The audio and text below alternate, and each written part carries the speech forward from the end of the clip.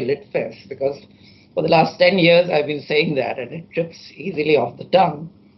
We've been associated with the Tata Group in putting Mumbai's Literature Festival, which is now regarded as one of the world's best.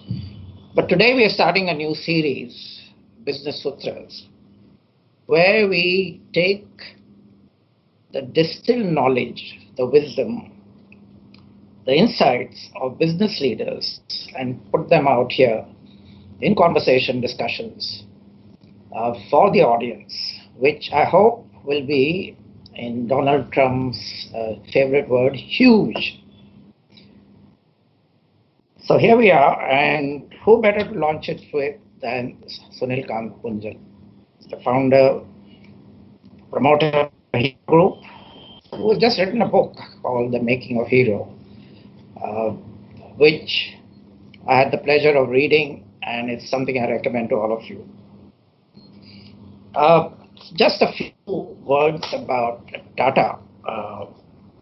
The business papers describe it as, what do they say, salt to software.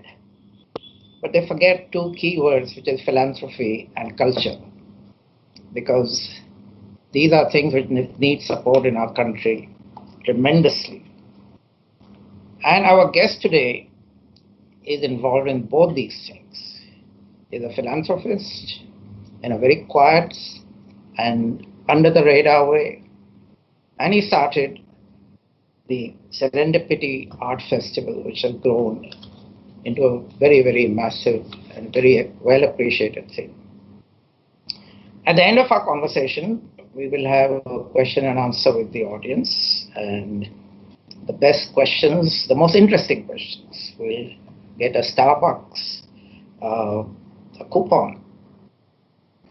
Very carefully, they haven't told me what the worth will be, but I presume it will be worthwhile. Also, they'll get copies of the book signed by the author. Now, let me go across to an audio visual which was made about the book. Here we go.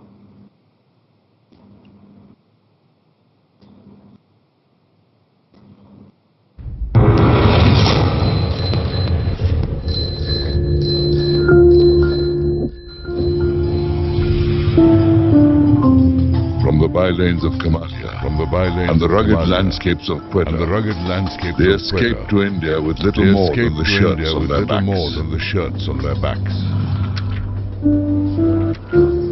In the partition-ravaged cities of Agra and Delhi, four of the six Munjal brothers, Dayanand, Satyanand, Brij Mohanlal, and Om Prakash, built their business part by part. Armed with nothing but self-belief, the brothers began with trading and then manufacturing bicycle parts, which soon evolved into the production of bicycles.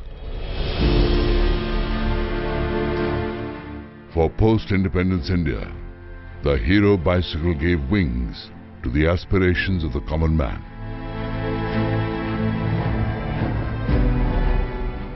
By 1986, 30 years after its inception, Hero Cycles became the largest bicycle maker in the world.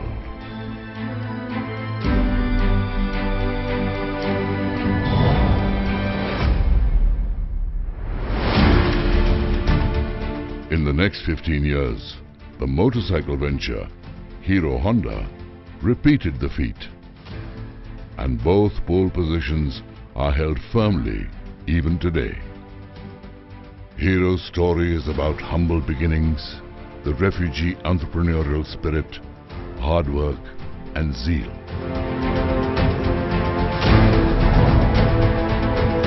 It looks at how four brothers with little formal education created a world-class enterprise.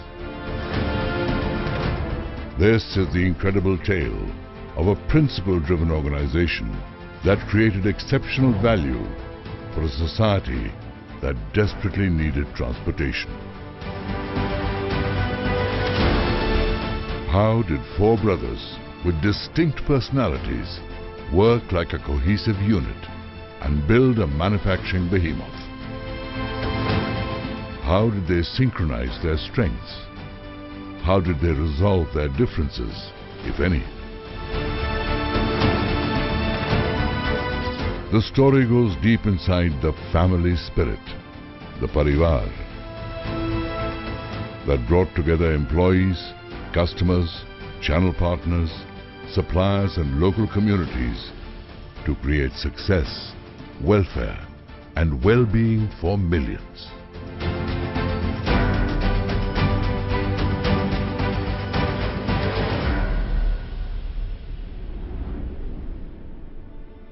This is the making of Hero. 4 brothers, 2 wheels, and a revolution that shaped India.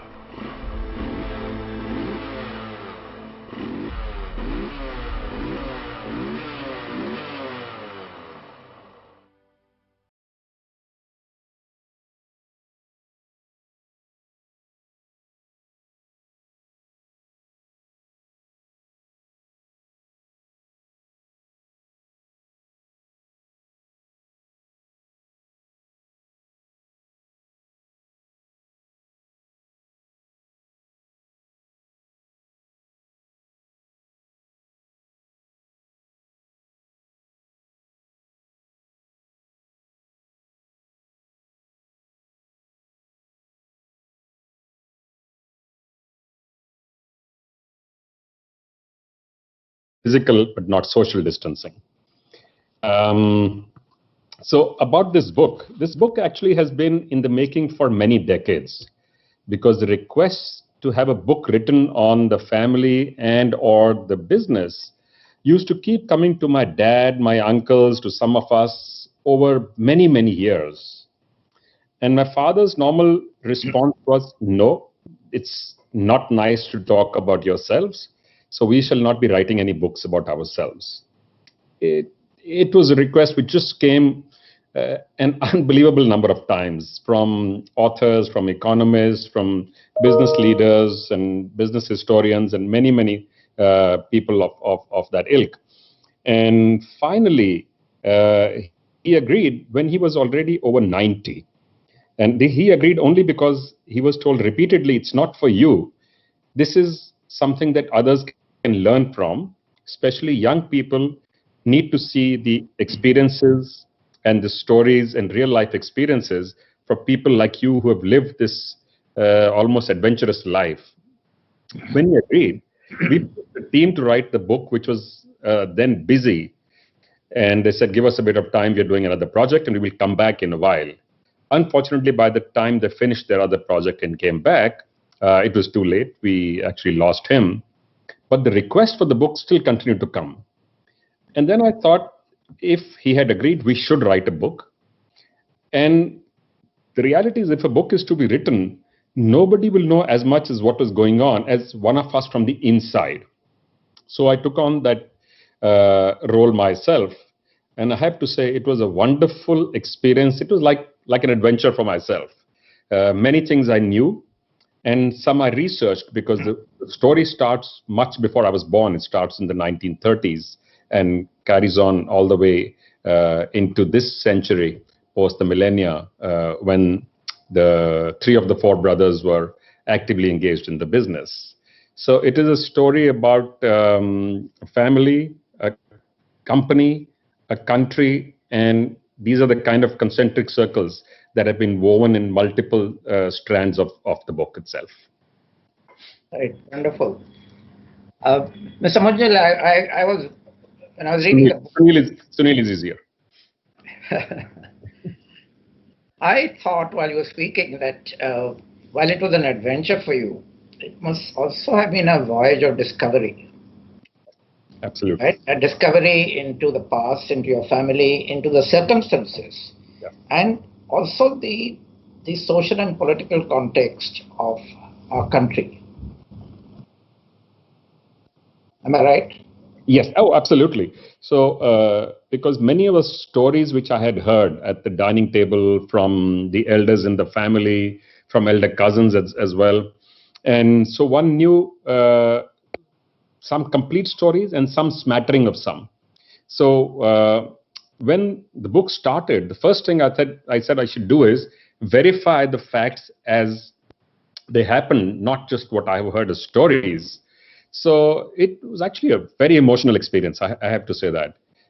Because fortunately, my mother was able to share lots of stuff. I went and spoke and spent quite a bit of time with her, with my elder cousins, with some senior executives in the company, some friends of my fathers and uncles who had been senior bureaucrats, politicians, business leaders, and then we did actual research in India's history as to what happened both pre-independence and the very painful experience of the bloodiest migration that mankind has ever seen on this planet, which was India's partition between India and Pakistan. And because the family was happened to be in a place which became a foreign country for them, they had to migrate with millions of others. And I actually tried to weave all of that in to make the context real for the readers to understand the challenge and the depth of the disparity that was taking place at that point in time, and how just grit and determination, not much more, is what these brothers had to build on, and just the dream to provide for the family. Right.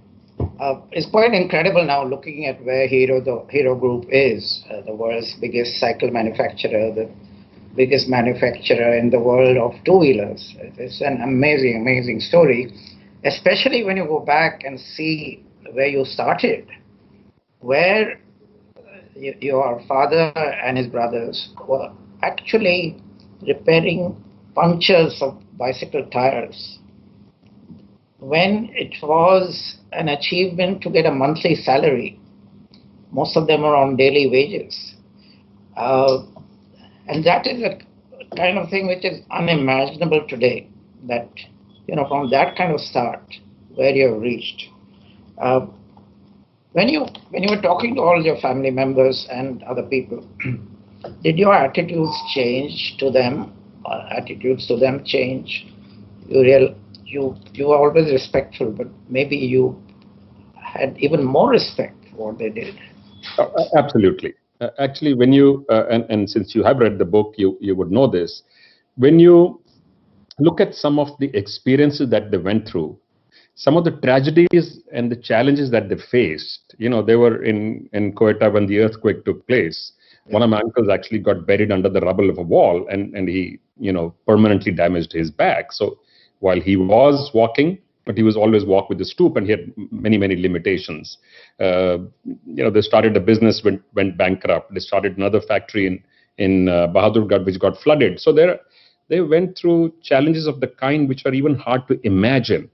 But to come through each time, to stand up and say, I'm not going to give up, but I will just carry on, and also not be bitter about anything that happened. I think that was a wonderful lesson for me to see, and the humility that all of them expressed towards all the people that they came in contact with, despite the success they had achieved, and the way people looked at them. There was no different for my father if he was talking to a senior politician, a minister, a bureaucrat, or a peon in one of the companies. His behavior was absolutely exactly the same. So clearly, there is a sense of awe, and my respect certainly went up, because many of these things you take for granted when you're in the family. But when you take a step back and look at them objectively, it does start to tell on the individual's behavior and character. Yes. In the partition, just before it happened, your father actually took a bullet which grazed his forehead and left a permanent scar. Was he not bitter about the partition and what happened? Did that bitterness leave them, or did they always harbor feelings that... I can tell you two interesting stories. I got a chance about 15 years ago to do some track to diplomacy between India and Pakistan. So I thought it would be a good idea to talk to my father. And I went to him, I said, I have this unique opportunity. What do you think I should do? I think it was more than 15 years ago now. I thought his response would be, you must not do it, don't help them, it's not a good idea. Yeah. His response was quite amazing. He said, you must do it. How often does somebody get a chance to repair a relationship which is broken. And for us, we have to realize that these are our neighbors and will always be. And many of them are our friends. They are parts of our family. So you can't forget that we were one people. So that there was something unique in him as an individual, which was a little bit larger than life always. And I think that that allowed him to overcome the bitterness, which of course many people still carry about the partition. And he had friends actually in Lahore and in other parts of Pakistan. He went a few times. In fact, he and my mother both went and visited their home once and were treated wonderfully nicely there. But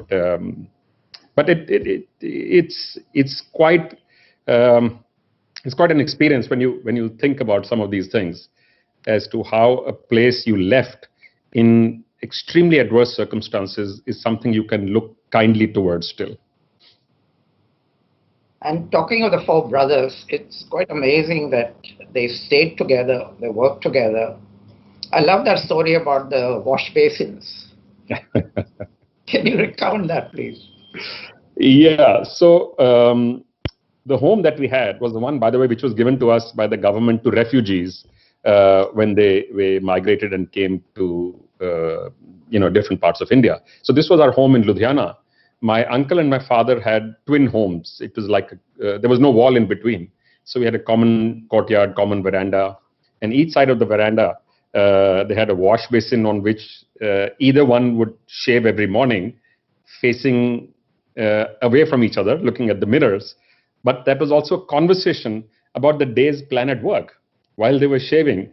So a lot of our learning almost came through osmosis, listening to them in the morning, talking to themselves, amongst themselves about what happened yesterday, what we need to do today, other issues, social, political, etc., was a constant conversation. But it was also a serious business decision-making conversation. So it was quite an interesting and unusual experience.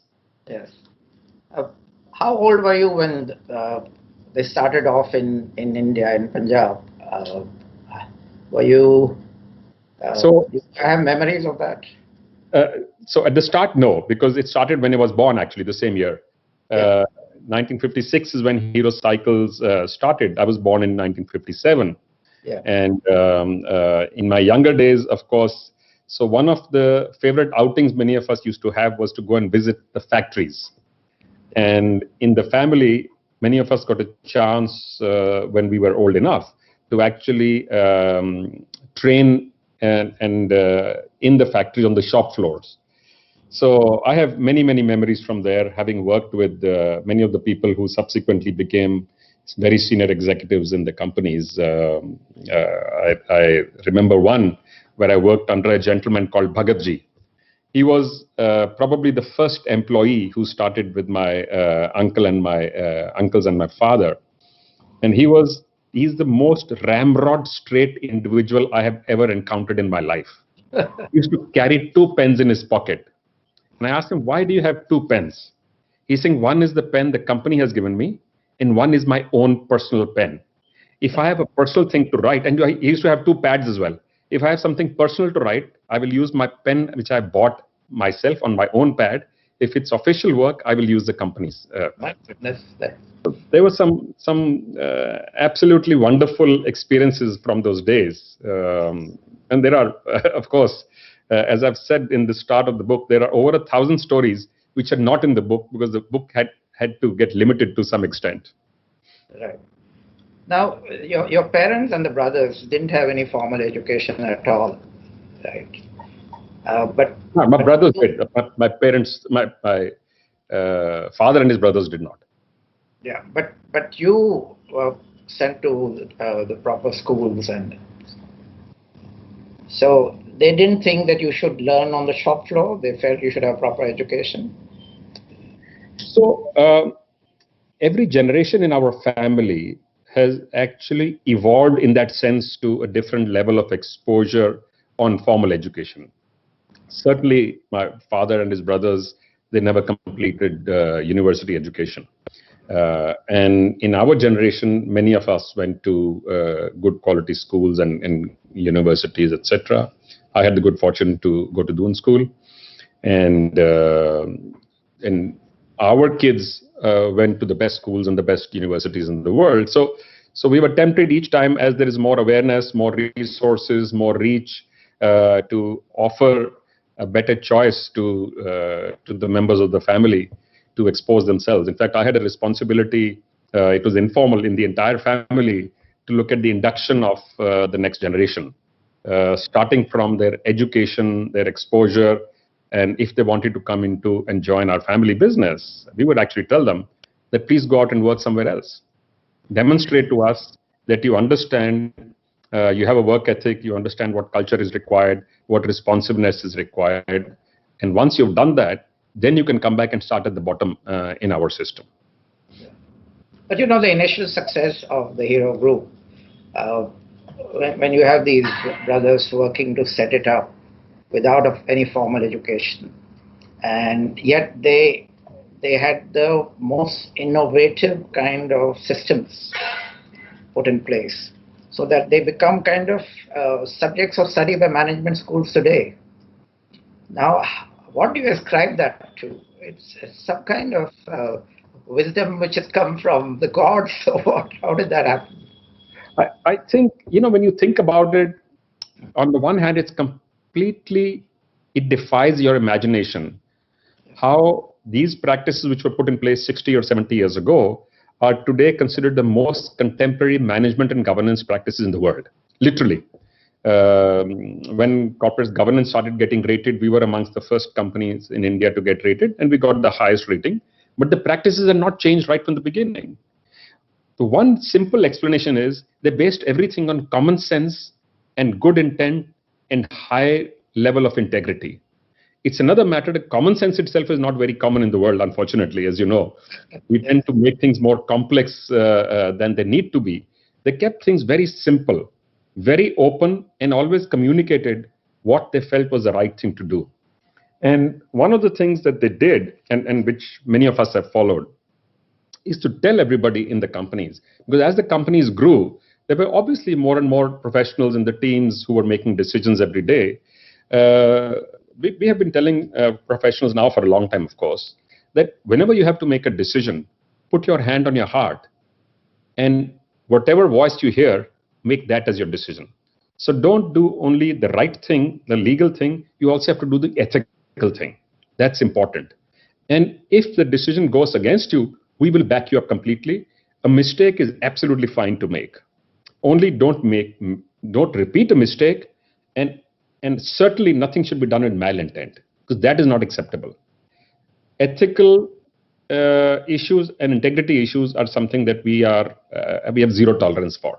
And this is a practice which started early. So I think when you make that as a founding principle, other things kind of tend to fall into place. So practices today of having board meetings on private companies, we've been doing it for forever. Having independent board members on private companies, we've always had them.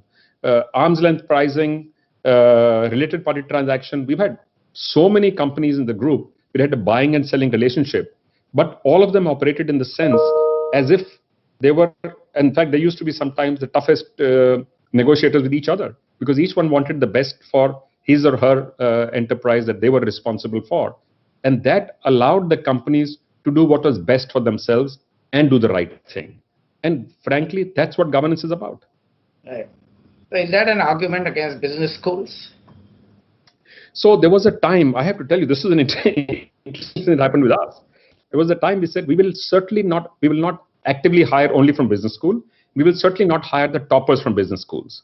Because one of the mistakes many business schools were making, and I'm saying we're making because I'm finding it's now less and less, was the graduates coming out of these business schools had this feeling that I have all the answers already. So they would come and point a finger at people and tell them, I will tell you what to do. And that, I think, was a big mistake. They get cocky. Yeah, they get cocky. And that's when you make mistakes. And then when you're not open to learning. So we run many educational institutions ourselves. I chair a whole bunch of them, both schools and colleges and universities. So one thing we tell people, in fact, we do this in the induction when parents are there, is we are not going to give you any answers. We are going to help you learn the ability to ask the right questions and then make up your mind as to what is the right answer for yourself. And your truth may be different from mine, and which is fine too. For each of us to have a different point of view is absolutely okay. Yes, but what if that young man has an idea which is different from yours, but you think is better? So that's the one thing we have encouraged in our companies, Anil, for a very long time, because we figured out a long time ago that none of us has a monopoly on good ideas. It can come from anywhere, anytime.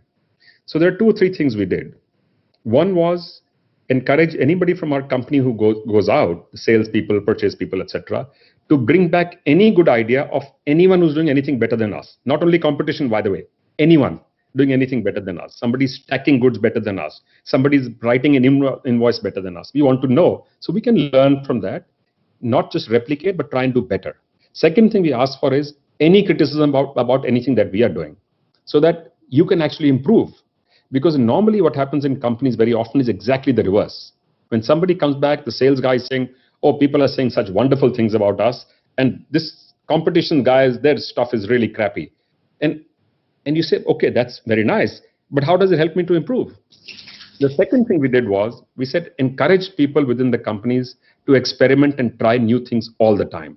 Knowing fully well, when you experiment so much, not everything is going to work. Sometimes you'll trip. You'll fall flat on your face. You'll make mistakes. So on town halls, what we used to do was call up people who had done something special, recognize them in the same town hall, call up the people who had tried but failed. Because the recognition was exactly the same. Because the recognition was for trying. It was not for the outcome. Because once you try, the outcome is not in your hand. You have no idea whether you're going to fail or succeed when you start. So that was very helpful. And that encouraged people to contribute more, to look at this as if this is their work. They're contributing to their own company and their own business. Very much in the style of the Tata Group, incidentally. There are many similarities in the culture in these 2 organizations. Yes, so basically you reduce the fear of failure. I Yes. think that's what you're saying, yes? Yes. In fact, one of the points that I've been making personally, and this started earlier from my dad and his brothers, was not just take away the fear of failure, is to actually encourage people despite failing, is to celebrate failure. Because that, if you see, is the one thing that's done in the top centers in the world where you see the best innovations taking place. What is unique about the Silicon Valley in California? That they've built an ecosystem, but more than that, is they actually celebrate failure. If you're a first-time new startup, you may or may not get funding, but if you had 2 failures and you go for funding, you're guaranteed to get funding. So we try to bring that culture into a very traditional, very conservative organization and business.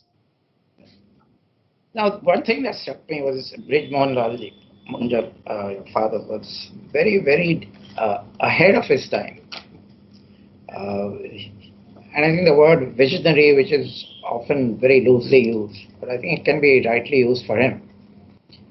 For example, you describe his trip to Germany when he went for the first time.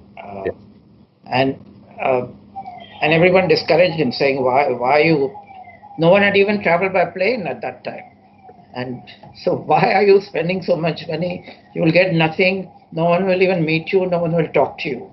So what drove him? What was that special gift he had? So I think there were 2 things happening. One was the comfort that when he goes out, one was the relationship and the understanding between the brothers. They had an amazingly symbiotic relationship. Each one was completely different from the other, but yet they were a perfect fit with each other. And so when he went out, he was not worried whether people at the back in the companies are working or not working, whether something will get pilfered or the accounts will get written properly or not written, because each person was playing a role, and his role became the external face for the organization, the pioneer in a sense of bringing new ideas, new businesses, new technologies, building new relationships. He was wonderful at making relationships and retaining them over a period of time. So it's actually a combination of these things. So maybe visionary is the right word. I don't know what's the perfect word to use, because he was a very human individual. He was very approachable by anybody. He he did not behave as if he was a big business leader or a celebrity of that nature at all, ever, by the way. I've written in the book, in fact, at home, at a meal, if the chap at home was bringing a chapati, each time he would bring a chapati. And every time he would say, "Thank you, beta." Every single time, to anybody who did anything for him. When he was leaving the office, he would carry his own briefcase. If anybody put his hand forward, he's saying, "Why would you take it from me? Right. It's just a briefcase. I'll take it myself." So there were some of these qualities which were very human. At the same time, there was this desire to excel all the time, to do well in everything all the time. And it is not something which happened now and then. So if it was equipment, he would say, "We will only get the best." And not only will we get the best, we will then create our own equipment because he had a machine to making shop inside. And our machine will be better than what we brought from Germany or Switzerland or France or any other place. And that, I think, was also a big booster to productivity, cost management, to constant growth that took place in the companies in the early days, and then became second nature as it carried on. Right. I also like that story about his brother who's doing the marketing. I was trying to save money by traveling third class and staying in the cheapest hotel near the station. When he discovered that, to his horror, he gave orders that should change. So he wasn't like a Scrooge wanting to save money. He wanted the best, right? Never one. Actually, in fact, it is quite the opposite. So, in fact, my uncle did not only stay at the hotels, he actually would sleep at the platform in the railway station. That's why my dad got very upset. He's saying, "This is not on. We may not be very rich, but we are not poor. We have enough for you to go and sleep in a comfortable hotel and then go fresh and go and work. And also, it's about your persona, your prestige, your position with your customers and your suppliers. So, and please do take care of yourself, your safety, your health." And that's something he always insisted on. That whatever, as the companies earned more and more, we actually kept investing in the companies. We didn't build large homes, by the way. But the quality of life was very comfortable. Everything that you needed was available. And again, he would insist, if you're going to do something, do it well, or don't do it. Right. That collaboration with Honda of Japan, that story is quite fascinating because getting used to Japanese culture, which was so different from what they were used to, the punctuality and so on. But when finally the collaboration was about to happen, your father became very tough because Honda must have been surprised because they felt they would doing a favor or dealing with a junior partner, and suddenly he was making demands. So that shows a kind of self-belief and confidence. Yeah. Am I right? Yeah. So, which is what Honda said to us later on, that initially, because as you know, when Honda this possibility of a partnership opened, many companies applied from India. There were, I'm told, 140 companies that applied, and there were 20 companies with Honda was discussing for a 2-year period, making lots of visits, making lots of notes, etc. And in the very typical Japanese style, in those days there were no smart devices. So it would come with diaries and cameras and make notes over and over again. So at the end of it, when they picked our company, of the 20 companies that they had in the list, we were certainly the smallest one at that point in time of those 20. So these are all large companies, including the Tatas, incidentally, the Thapars, the Bajajes. So many giant companies in India had interest because Honda, even at that point in time, was a leader in the industry. So we actually asked them why they picked our company. They said, because we said we were not the largest company. They said we were not looking at the size of the company. We were looking at the potential and the behavior and the culture of the organization. That is what drove us. And even when you people, and they were referring to what you said about my dad was asking for certain things. Even when you started negotiating with us close to the closing, we saw that you were doing something which was good for the joint venture. Not only good for you as a company or as a family, but for the joint venture. And that's one of the things we carried all the way through, by the way. As you may be aware, there was an article in one of the big global consulting firms some years back which said Hero Honda is probably the longest running, large, successful Japanese joint venture in the world. And then they added another line, and it's not thanks to the Japanese partner. So which talked of the culture and behavior of being open and being supportive of the partnership. So what we had said we would do, because as you can imagine, in 27, 28 years of relationship, there were many ups and downs. Many times the point of view or perspective was different. The question that we used to say should be answered is not what is good for Honda or for Hero, but what is good for Hero Honda. If we can decide that, then it's an automatic answer to what we should do. And while they were not always happy, but they eventually had no argument against that, because you can't argue against something you both created together, that if you're doing it in the interest of that, it's fine. So, and we kept it open why we were asking for certain changes or certain things. It was always asking for more fuel efficiency. That was yes. More fuel efficiency, what he felt would be more suited for Indian customers, consumers. They wanted to give a ready standard product which they already have. They were selling in Southeast Asia. And they said, this is what you should take. He said, no, I want something which is, because India is a population, the middle class is just growing. People are just about earning and saving. We need to give them a good deal. They should get a vehicle where they get 100 kilometers a liter. And please remember, in those days, what you used to get was 10, 15, 20 kilometers a liter. Not the numbers that we got subsequently. Of course, we did not get 100, but in test, the motorcycle that was sent to ARAI got 94 kilometers a liter in trials. But we chose not to advertise that, interestingly, by the way. That's the other thing I should mention, was his approach was always under-promise and over-deliver. That is also a part of your integrity, that you will always deliver what you commit. So when the certificate came for 94 kilometers a liter, the marketing team, sales and operation team was super excited. They said, this is what we should put out in the ad. He said, absolutely no, nothing doing. You will put out 70 kilometers. So what happened was 94 to 70. Yes. So imagine what happened. Because 94, please remember, was under ideal conditions. Yes. It is impossible to get 94 for you and me if we use a motorcycle ourselves. Or I'm talking about that product now. Yeah. And when people drove the motorcycle, they got 80, 85, 86, 78. And the ad was saying 70. Just imagine the thrill people had. This company promising 70 and giving us 80 or 85 kilometers. If you had written 94 and got 84, people would say, you're trying to cheat me. Yeah. Amazing. The other thing that struck me was that you had very, very direct competition with people like Bajaj. You were in the same field. Yep. Yet, Mr. Rahul Bajaj says, this is my guru. And the relationships have been cordial right through, in spite of what I imagine would be cutthroat competition. Yep. Now, again, how was that achieved? Was that very deliberate, or was it a natural kind of thing which was part of your DNA? So it is a bit of both. It started from early days, even in the bicycles in Ludhiana. One of my father's best friends was the chairman and owner of Avon Cycles. They lived like 6 houses down from us in Ludhiana. And in Ludhiana, they were our biggest competition.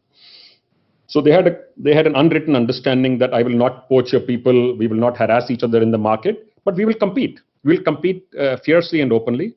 And the same thing happened with Bajaj, and by the way, also with the TI group, also with the TVS family. All of them are actually wonderful friends of ours going down generations. We know 3 generations or 2 generations, in some family actually 4 generations now. And part of it, I think, was my father's DNA and also my uncle's. My eldest uncle was like our spiritual guide. He could make friends with anybody.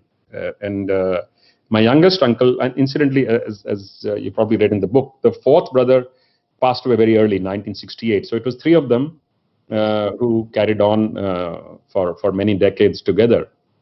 Unfortunately, when we lost them, we lost all 3 of them within 1 year. So people said this also reflected on the kind of relationship they had with each other. And so they were almost like one person in a way. Absolutely, and a very complete person when you put them together. Yeah. And So this was an effort also made, and he would also tell us that these may be competition of yours in the marketplace, but they're not your enemies. If you make them your friends, and they should be your friends, by the way, because you have a common interest to serve the nation and the market. That is a common interest. So let's keep a good relationship. And for him, it was very natural. And in some sense, we've inherited the same. So I can count many of my friends amongst our competitors. Incidentally, I'm not involved in the two-wheeler business myself any longer after we restructured. But even when I was there, all of them continue to be good friends of ours.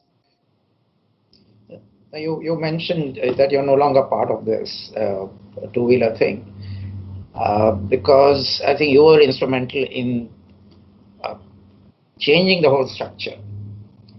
And I think what drove you to that was the fact that 94% of business families break up in the third generation. Not only break up, but become very bitter and fight each other, etc. Yeah. They destroy themselves and they destroy the businesses both. Yes. And a lot of dirty linen is washed in public, etc., etc. And we have seen a lot of examples of that in India as well. Correct. Now, how did you avoid that? I think that's an object lesson in how it was done. So I have been actually lecturing on this subject in many parts of the world for a few decades now. So actually I went to my father and my uncle and I said, I think we should do this. They actually got very annoyed with me.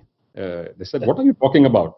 People give examples of our family, how you should work together, stay together, families all friends, businesses are doing wonderfully well, companies are growing, we are putting up more and more businesses. Why would you even suggest this? So I said, because this is the time, if you're going to think about this, most times people think about this when there is a fight in the family or there is a severe problem in the business, and then you start pulling in different directions. And that is exactly what happens, is what you mentioned. People are accusing and abusing each other in public, and you end up destroying the companies, the business, your reputation, your relationships. And my suggestion was done with this for this very reason, for us to continue to maintain this wonderful harmonious relationship that we have, because the family was getting very large. We had 20 family members involved in the businesses, in the management of the businesses. Fortunately, there were 32 companies, so you could spread them around, but still, it was many, many people in the business. And I think the companies will do better. You'll release more entrepreneurial energy because the youngsters are coming in with very high quality education and exposure as well. So initially, after getting upset, after thinking for a couple of weeks or a few weeks, they actually called me back. And they said, are you sure this is what the likely outcome, this is what the outcome would be? I said, I can tell you, the likely outcome in all probability will be this. I can't give you a written guarantee, but I can almost assure you this will happen. And today I can tell you the sum of the parts is much bigger than the whole that we had at that time. Many companies have gone on to grow, to set up joint ventures, to acquire other companies, to build businesses in India and globally, new technologies, new operations. And for any family event, the entire family still gets together. In December last year, we had my mother's 90th birthday, and we had 350 people there, only family, not one other person from outside, only family. Well, one thing is for sure, you can't fit them in. True. So I did get calls, by the way, from many business schools and business consultants to talk to them about the restructuring after we completed it. And they said exactly what you said, that this is one of the quietest and the more dignified ones that has been done in the country. The first time people heard about this was when we made a public announcement ourselves. And we also made the public announcement because we had 5 listed companies and we had many customers, many suppliers who had to be informed. Otherwise, we may not even have had the public announcement. The one thing that comes through the book, that right from the beginning, spirituality was very important, and the Arya Samaj played, I think, a very, very vital role. Has that percolated down to the new generation? So again, it's almost, as you said, it's part of the genetic code. So the family was religious in the sense not of running to temples, etc., but in terms of values, in terms of philosophy, in terms of behavior. My grandmother used to go every morning I think at 4:30 or 5, and go and sweep the Gurdwara floor close to our home. She was not a Sikh, by the way, but this was her way of doing seva. And in every meal, before she started a meal, she would take off a little bit of the chapati and leave it out for the birds or the dogs outside to eat as a serving to humanity and to all beings. So these are things we saw early on. And obviously my father and his brothers, and they all grew up with this. So we saw this behavior in them coming, because Arya Samaj, as you know, is not actually a religion. It was a reformist movement. Yes. Against blind faith, against injustice to women, against the caste system, against all of these what were considered unfair practices in going on in many parts of India and in our faiths. So it was actually a very open platform, which allows you to almost define what is the right thing. It allows you to figure out that while there is a lot of gray, there is also a lot of black and white in life. So you have to as you go forward, see the different colors and shades for yourselves, and make up your own mind as to which side of the line you want to stand on. And that philosophy went into the business itself, into how business decisions were made, which is what I think allowed us also to have many family members, many close friends as suppliers and customers, and still deal with them one-on-one without any bias for or against any of them. Can you teach this in a business school? So we are doing that. We've set up a university in my father's name. It's called the BML Munjal University. We have condensed a lot of this into the curriculum. So we had an interesting start. Imperial College is our academic partner, and we brought in many companies as industry partners. So large global companies like Shell, Cisco, Coca-Cola, IBM, KPMG, Siemens, our own companies, our partners. We got all of them together to design a curriculum based on the ancient Gurukul system. The most contemporary universities in the world, we looked at MIT, Chicago, Imperial, SMU, all the top-end institutions. We culled all the stuff, and then we customized it with this philosophy into what we called a 3I philosophy. So everything that we teach in that university is based on these three principles of innovation, of constant sense of inquiry for improvement, and how do you make a positive impact on society. This is an essential requirement of every course that the university runs. And I just got an email before walking into the session that we have just been rated number 34 by NIRF ranking, which has come in the country. And we are amongst the business school, we are the 5th amongst the private business schools, and we are only 5 years old. So it is a sense of satisfaction that obviously something we are doing is going right out there. Wonderful. Now, before I go to the audience for questions, you must say something about the Serendipity Arts Festival. What made you start it? And of course, I know it's very successful and huge. So I guess this again started from young age. We got exposed early on. Both my father and my uncle were very fond of inviting folks like Ravi Shankar came and performed in our home. Allah Rakha had come and performed in our home. Muhammad Rafi had come and performed in our home, Mahinder Kapoor. So many skilled individuals from different art forms had come and performed for us either in our companies or our homes. So that young exposure, and then I saw a lot of this in school where I went in.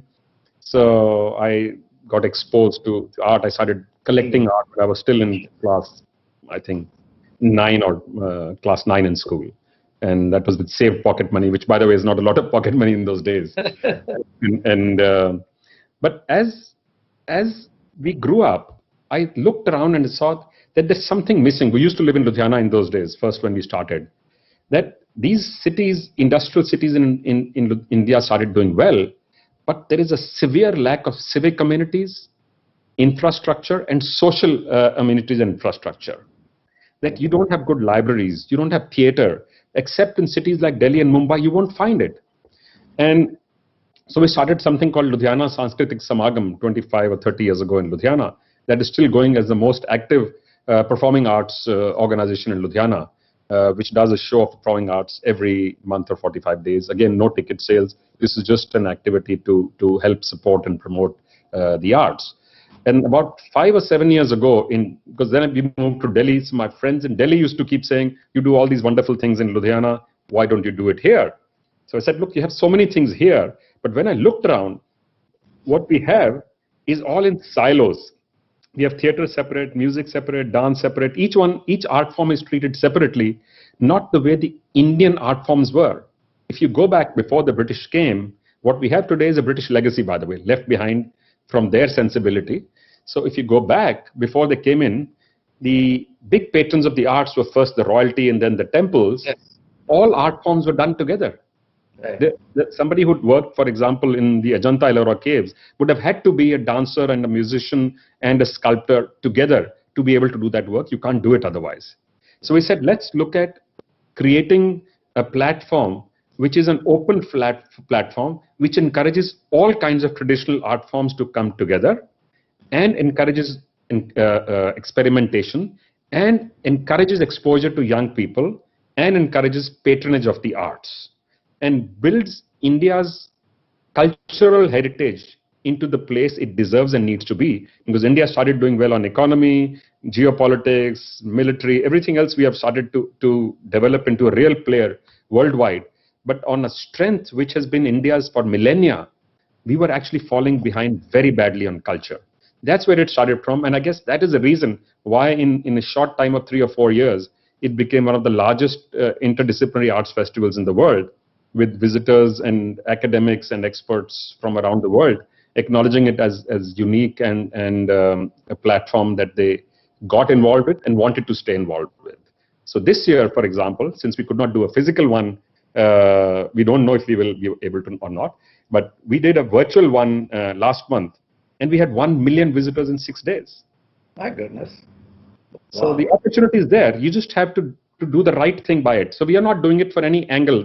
We don't advertise our companies. It's an open platform. We encourage truly intellectual conversation, and we don't pass judgment on anything and anyone else. That's wonderful. And I wish there were more people like you, because that's one aspect of our nation that is neglected so badly. Now we go to the audience for questions. Well, the first one I'll take is from Harish Bhatt, brand custodian of Tata. And Harish, you don't get a voucher or a book. Now, he quotes Ratan Tata, who says that in this wonderfully detailed book and a lot of personal stories, which is your personal favorite of all the stories that you came across? This is like asking somebody, oh, by the way, you've got 3 kids, which is your favorite kid? So I'm not sure there is one favorite story, but I think the ones about holding on to your culture and your values, no matter where you are, I think is an important one, where you spoke, in a sense, you alluded to it. When my father went to Japan, he asked for masala tea rather than the Japanese or the green tea that they have. I think that's one interesting learning in there. The other one I think which is useful is to demonstrate how you're also open to new ideas all the time, that you don't want to necessarily be the owner of every idea that is around.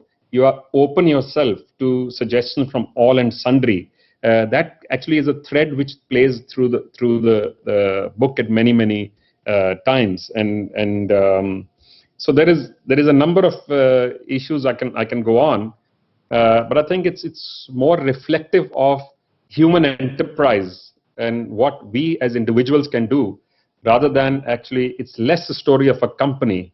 It's more a story of what the right set of values will allow any of us to do. Right. Now here's a question from Asad Lalji of Avid Learning, and he gets a book prize. Okay, Asad, you could buy the book, by the way. And he says, please share your views on cultural philanthropy post-COVID. So I think it's actually very important that in this crisis, we don't forget that we need to only support economic activities like businesses and companies. It's equally, if not more important, to ensure that the cultural side, which in any case is normally starved for resources, gets that attention that it needs and deserves, because these people have nothing else to fall back on. Many, many of them. For every one successful artist that we hear and see, there are 10,000 of them who are struggling, that they need this. And by the way, this is not true for India alone.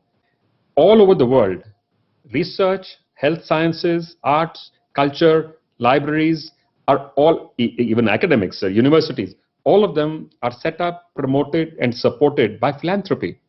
And in these times, many countries are seeing interesting incidents, how in some countries, support and aid in this area has been stepped up because of the distress which many artists would be facing. In our country, sadly, it has stepped down. So I think it's important for us to remind each other that this softer aspect of India is India's soft power. It is as important as the hard power that we display. I think that's a lesson which has to be drummed in again and again.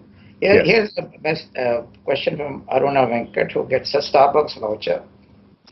Did Jamshedji Tata influence you as well as older generations?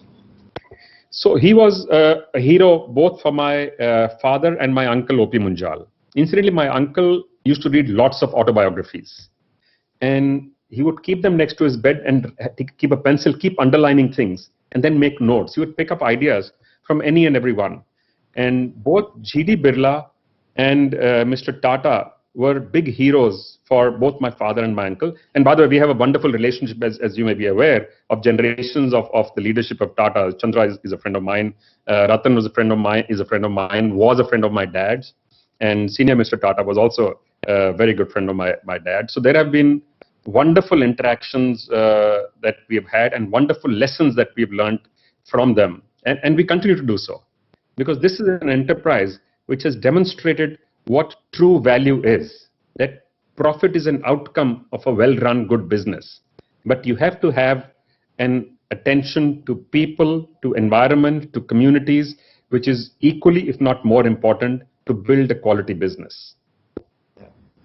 Sohini Guha, who gets a book, she says, why are so many motorcycle ads targeted at men? Do you see it including women at any time? So if you remember, some years ago, there was an ad which started off saying, why should boys have all the fun? Yeah. Priyanka Chopra, who was then recently emerged star, was our brand ambassador. And this was the very purpose, saying it's not only for boys. Girls demand and need and must and deserve as much attention as the boys should get. So we also set up showrooms which were called Just for Her. And this was also, the team and staff there were mostly women, and some of them have 100% women staff, including in the workshops, just to demonstrate that they can do anything that men and boys can do. And you're absolutely right, they are highly deserving. And I've actually said this many times, that this is part of India's failing, that the next set of growth for India in productivity, in value realization, in our empathy, in our growth in our businesses will come when we start inducting more and more of the smarter half of the population. Actually, it's a much smarter half. Sean Fernandez gets a book for this question. The hero has success stories, lot of success stories, but which missteps or failures did the company learn the most from?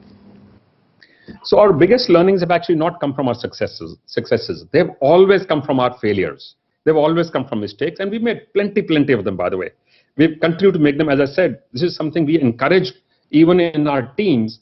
So we ourselves, as top management and leadership in many of the companies, have equally made as many mistakes as any of the companies or the teams in the companies. So the learning has come from when you try to do too many things very quickly at one time. So we had a diversification we did at one time. So Black Swan event like the one we're facing in the world today of COVID-19, no matter what you plan, nobody had planned for this. So we at one time did a diversification. We put up something called Hero Fibers. It was a multi-fiber spinning mill. It was the first time we had diversified from engineering manufacturing into a different business. First time we went and took loans from financial institutions. First time we had an IPO. So there were many, many firsts at one go. And in fact, I was heading that unit myself. We started that company in the week that Datta Samant triggered the biggest textile strike of this country, when many of the textile mills in India shut down, never to reopen. So we had this most amazing, wonderful plant set up. And I can tell you it was wonderful because subsequently, after a few years, we sold the plant. And the guys who bought it had many mills. And they said, we've never seen one like this, at least not in India. So we tried to do the right thing. We would buy fully invoiced goods. We would sell fully invoiced goods, whereas our competition had a lower cost because in those days, excise, etc., was very high. Import duties were high. So we knew that coming in, our input price was higher than competition, whereas we were buying from the same place. Both of us were buying from the same source. So we refused, despite that, to say that we will change our practices.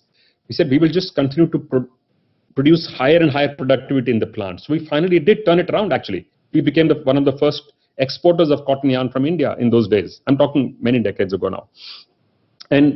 But we learned that you have to plan better for some of these exigencies and these things. And similarly, we have done this at every time. We had planned to set up a two-wheeler plant. We wanted to tie up with Peugeot as a partner to make mopeds in India. And we had went all the way, we filed for permissions. The last stage of permission got rejected because those days everything was licensed. And we decided to still go ahead and do this by ourselves. That's when Majestic Auto was set up as a moped company. And we became, frankly, a pretty successful company at one time, the largest exporter from India of mopeds, etc. But we also fell flat on our face because we could not change fast enough when the market started to change. So there are plenty of mistakes that we have made. Only thing, as I said, we tried to tell ourselves is to never repeat the same one. But so one message I give to all our people, including, by the way, in our Serendipity Arts Foundation team, in our team, which is our think tank, which does summits, and our companies, is please go ahead and make brand new mistakes this year. Every year we must make new mistakes. But don't repeat old ones, yes. Absolutely. And by the way, you don't have to make them all yourself. It's cheaper to learn from other people's mistakes. If you keep your eyes, ears, and your mind open, you can learn a lot from outside. There's a Starbucks coupon to Amitava Mukherjee who says, what are the key changes in priorities taking shape for Hero post-COVID-19 at management and leadership level? So three things are happening which I believe are common across the globe, and I'm seeing this in many conversations I'm having with companies, with institutions, with educational institutions, etc. One is looking at how you can induct technology in any and every part of the business. And I'm having this conversation also with some of my friends which run very traditional, very conservative businesses. Second, how do you build a completely brand new level of efficiency of the operations? Not marginally or 10%, 5% change from earlier, but a complete step change, looking at the whole thing de novo. Third is looking at a brand new cost model. How do you become a cost leader worldwide, not based on low salaries or wages, but on the overall set of doing only what is necessary and doing it the most efficiently and doing the right thing at the right time and planning ahead. And also leaving that cushion, which you know in future people will have to leave for a little while for uncertainties, because that does add cost. Because so far we have been in many ways the leaders for current asset management, etc. In many of our manufacturing companies for decades, we've run negative working capital cycles. We had money lying in the bank rather than borrowing from the banks. But despite that, we are saying this is a focus which needs to sharpen for us and our entire value chain. It's not only for us. It's what will happen in our supply chain, what will happen in our dealers and distributors. All of that has to become more sharper. At the same time, consideration for ecology, environment has to get significantly enhanced. Okay. I hope everyone does that, because that, I think what COVID has taught us is that we neglect the environment at our own peril. Yes. Book to Krishna Kumar KK, who said, what is something you didn't know earlier but you discovered while writing the book at work? So the first part of the book, of course, I didn't know, which was the the company's part of the business that the family was doing in Quetta and then in Amritsar and those kind of places, and how when their goods got stolen from their showroom in Amritsar, one of my uncles had to sit on a truck and go to Agra chasing those goods, and instead of coming back, business in Agra because it felt it was more efficient to do it there. And then from there, of course, they moved subsequently to Delhi and then to Ludhiana, where they set up the final business.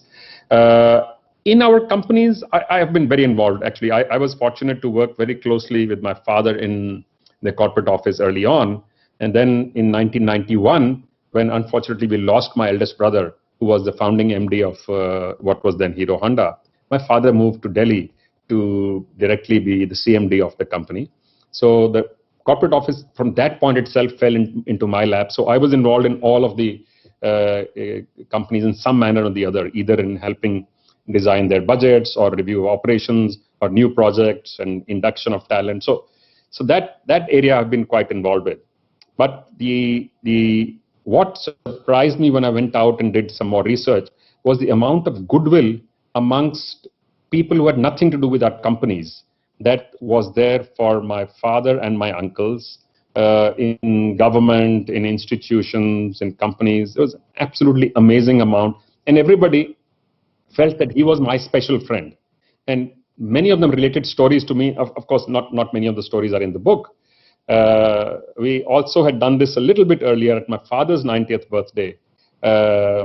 We were wondering what to give him as a gift. So I approached many of our family members and his friends and just said that why don't you write a letter to him? But don't send the letter to him. You send it to me and we will compile it in a book and we'll publish that book and give him and to each person who writes a book. When those letters came, and there were hundreds of them. There were over 500 letters that came. They were from politicians and bureaucrats and journalists and family members and NGOs. Some from farmers. So when we looked at those letters, it was unbelievable how personal so many of those letters were.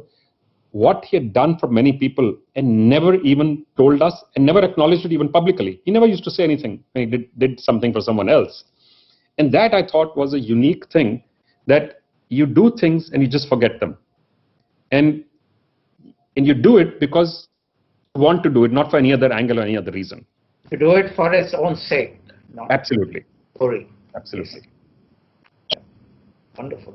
And good to hear from KK, by the way. Here's a tricky question which gets a Starbucks coupon from Net Travels. If being ethically right is illegal in a given situation, what would you choose? So first, let me clarify when I'm talking about ethics and integrity. I'm not saying we are saints, by the way. But we have attempted to do the right thing always, all the time with all the people, because amongst the value system that we have espoused, one of them is fairness. Be fair to all the people you deal with all the time. And I can tell you, by the way, it's very tough sometimes. Even people in our company, senior executives will come and tell me, why are you asking us to be fair to the other party? I'm negotiating with him. I want a better deal for myself. Why do I have to give him a good deal? And the only answer that we would give is, frankly, if you want a long-term relationship, it has to be a win-win. Now coming to your question of ethics and legal. So what we would do is, we would stop short of turning illegal and we would push very hard. And early days, my father was quite involved in many government commissions, policy-making bodies. I worked on a bunch of them myself. We would try and influence government policy, not for us as a company, but for India as an entity, Indian business and Indian industry. And because as you kept opening up, and you've seen this, as you keep opening up more and more, the intent of people is not to do wrong. By nature, they're not crooked. But if you create a difficult situation, people will go around it. And that's the one thing we have said, either don't get into the businesses which will need or encourage you to do that, or push hard against the policymakers and say, please make a change here.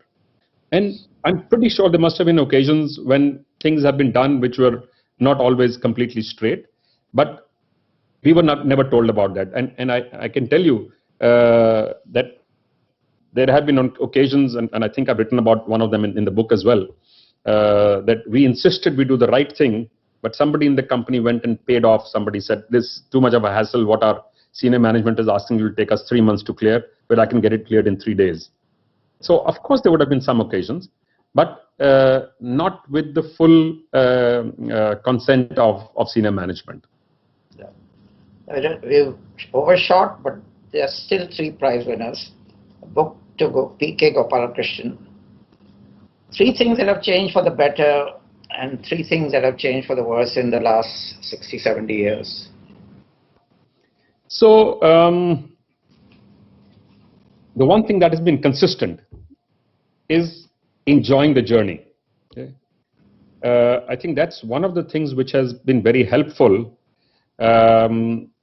is that if you follow your passion, your ability to do things, your ability to get better out of the situation is always higher. So that has been consistent, I found, in many of our enterprises. Now, what has got better is the tools that we use for decision making. The technologies that we are using are far, far superior to anything that we had. Our reach has increased many-fold because of what we have done, because of our size and scale and reach. And our ability to bring in much more by way of researched knowledge into the enterprises is far, far superior than it ever was. Originally, when we started, our method, like many other companies in India, was to pick up something, just copy it and make a product. Now we're saying we will design something, customize it to the needs of the market, and we will design it. So what has got worse is the simplicity that used to be there, I think, in the environment of the business. That seems to have got worse, while on the one hand, I've said governance standard have gone up, but the simplicity has gone away. The ability to pick up the phone and call up anybody for a casual conversation today is a thing of the past. Everybody is formal. You need to fix a time. You can't just land up in somebody's home. So, and this is equally impactful at business as your life otherwise. And I think what has also got worse is that, and this is from expectations now, that we have not been able to enhance the requirement that we have of quality of education, skills and training. It's actually worse relative to the need from where we were. Because while as a percentage we have more educated people today, but even just a few years ago, we had more uneducated and illiterate people in India than we had in 1947. Right. Okay, I'll combine the last 2 questions. Rita Thapar for Starbucks and Hina Kriplani also Starbucks. Because they're both about young people. How can young minds prepare for the concept of people planet at a young age? And the other one is your advice to young entrepreneurs in today's climate. So first thing, I don't think we need to do too much to prepare the young people for this planet. I think they are much better exposed than we were at that age. They're also more aware. They are more conscious. They are the ones who are pushing the elders, actually. You know, in Delhi, bursting of crackers, firecrackers, stopped. The government and institutions were trying for many, many years. What had the best impact when schools told the kids, and the kids went home and told their parents, I don't want to do this Diwali. And it completely changed the equation. So I have great hope and great aspiration that our kids will do better than us as we move forward. They are definitely smarter than us. They are more exposed than us. The advice for young entrepreneurs is, please remember that you are the light, that your energy what will infuse your enterprise. And please try and do things in your way. Don't only try and copy somebody else's model. You are and should be the best version of yourselves. Be passionate about what you do. First thing is try and find things that you're passionate about to do. If you can't find them, you're doing something, try and fall in love with that itself, because that will find you the answers no matter what is going on. Be true to yourselves and attempt to do the right thing, and attempt to remember that eventually everything that we do is about people. Well, inspirational words, Mr. Munjal, on which to end. Thank you so much for this wonderful conversation. And thank you to the audience, and thank you to Tata and everyone involved with this. And I hope to meet you soon and get more knowledge and wisdom from you. Thank you. Thank you. I enjoyed that. And by the way, there's plenty of wisdom to get from you, from your multifarious activities that you are involved with. But thank you very much to all of you. I enjoyed that conversation. Thank you. Now, next event is on Monday, June 22nd at 4:30, when we get Harsh Bariwala and Nikhil Inamdar talking of the 7 Sutras of Innovation. So we'll see you then. Thank you again, Mr. Munjal. Bye-bye. Thank you. Bye.